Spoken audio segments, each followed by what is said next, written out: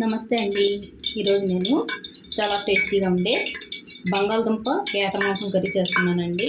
ఇది చాలా టేస్టీగా ఉంటుందండి. ఒకసారి మీరు ట్రై చేయండి. ముందు కుక్కర్లో ఆయిల్ పెట్టుకున్నానండి. కుక్కర్లో వండుకుంటేనే బాగుంటుందండి.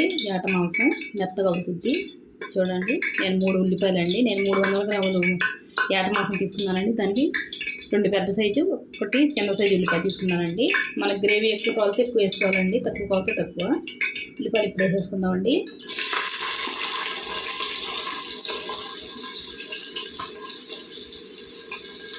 నాలుగు పచ్చిమిర్చి అండి.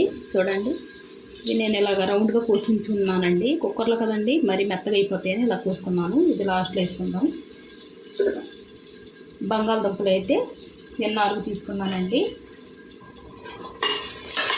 ఎక్కువ తినేవాళ్ళు ఎక్కువ, తక్కువ తినేవాళ్ళు తక్కువ వేసుకోవచ్చండి. ఇష్టం అంటే ఎక్కువ వేసుకోవచ్చండి. ఉల్లిపాయలు వేగాలండి.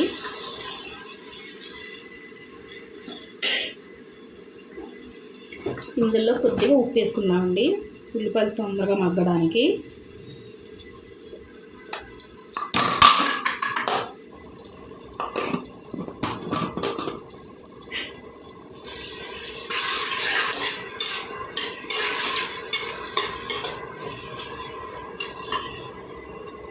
ఇది వేగాలండి ఉల్లిపాయలు. చూడండి, ఉల్లిపాయలు వేగిపోయాయండి. ఇలా వేగితే సరిపోతుందండి. మన కుక్కర్లోనే కదండి వండుకునేది, దాని గురించి ఎంత వేగితే సరిపోతుంది ఉల్లిపాయలు. ఇప్పుడు ఇందులో మనం ఏట మాంసం వేసేసుకుందామండి. చూడండి, నేను 2 గంటల ముందే ఇలాగన్నీ కలిపేసుకుని ఉంచుకున్నానండి. మసాలా, కారం, పసుపు, ఉప్పు అన్నీ. మనకి ఏట మాంసం ఎంత నానితే అంత బాగా ఉడుకుద్దండి. టేస్ట్ కూడా బాగుంటుంది.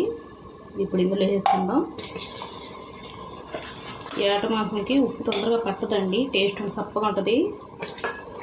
నానబెట్టుకుంటే ఉప్పు అవి పెట్టి మసాలాలన్నీ కలిపేసి ఉంచుకుంటే బాగా టేస్ట్ ఉంటుందండి. ఎవరైతే పొద్దున్న వండేసుకొని సాయంత్రం తిన్నా కూడా, పొద్దున్న తిన్నా కూడా చాలా టేస్ట్ ఉంటుందండి కర్రీ. అలాగైనా చేసుకోండి. ఇవన్నీ ఎంతెంత కలిపాను మీరు మళ్ళీ ఏమైనా అడిగితే మళ్ళీ పెడతాను వీడియో. నేను మామూలుగా కలిపేసి ఉంచేసుకున్నానండి. బాగా కలిపేసుకుందాం. కారం మన ఇష్టం అండి, ఎంత వేసుకోవాలంటే అంత. కారం ఎక్కువ తినేవాళ్ళు ఎక్కువ, తక్కువ తినేవాళ్ళు తక్కువ వేసుకోవచ్చండి. బాగా వేగాలండి నూనెలో. సిమ్లో పెట్టుకొని వేసుకుందాం. మూత పెట్టుకొని బాగా కలిపేసుకొని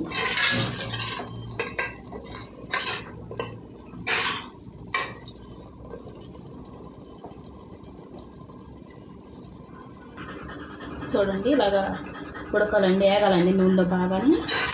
కనిపిస్తుందండి బాగా వేగితే మసాలా అవన్నీ బాగా వేగిపోతాయండి. కారం పచ్చివాసన అన్నదే ఉండదు ఇలా వేసుకుంటే. 10 నిమిషాలు నూనెలో కూడా ఉడకాలండి ముక్క, అప్పుడే టేస్ట్ ఉంటుంది. ఇప్పుడు మనం ఇందులో నీళ్ళు వేసుకుందాం.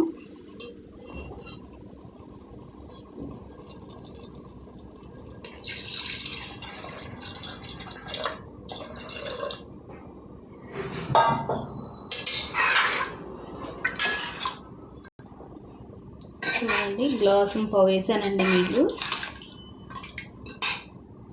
ఇప్పుడు మనం ఈ విజిల్ వేయించుకుందాం. 8 విజిల్స్ వేయించుకుందాం. తర్వాత బంగాళదుంపలు వేసుకొని 2 విజిల్స్ వేయించుకుందామండి. ఇప్పుడే వేస్తే బంగాళదుంపలు మెత్తగా ఉడికిపోతాయి కదండి, దాని గురించి. మూత పెట్టేసుకుంటానండి. చూడండి, 8 విజిల్స్ వేసిన తర్వాత నేను ఒక 5 నిమిషాలు ఉంచేసి విజిల్ అంతా తీసానండి. ఎందుకంటే ఇది లేత మాంసం అండి, దాని గురించి. అదే ముదురు మాంసం అయితే మనం విజిల్ అంతా పోయే వరకు ఉంచుకొని చల్లారిన తర్వాత అప్పుడు మూత తీసి అప్పుడు బంగాళదుంపలు వేసుకోవాలండి. అయితే బాగా ఉడుకుద్దండి. నేనైతే బంగాళదుంపల ముక్కలు కోసుకొని ఉప్పు నీటిలో వేసుకొని ఉంచుకున్నానండి. వేసుకుందాం ఇప్పుడు.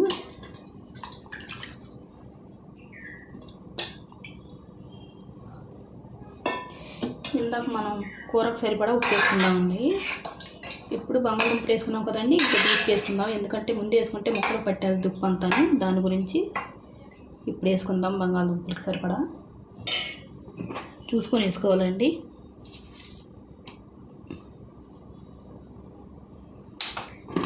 అంతా కలిపి చూసుకుందామండి.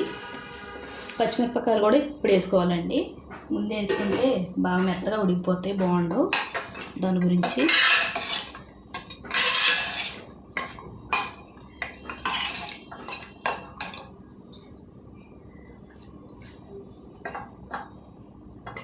ఉప్పు అయితే సరిపోయిందండి కరెక్ట్గానే.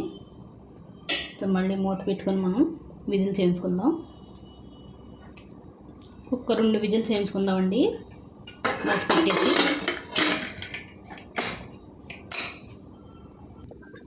చూడండి, 2 విజిల్స్ అయిపోయిన తర్వాత, విజిల్స్ అంతా పోయిన తర్వాత దింపేసాను.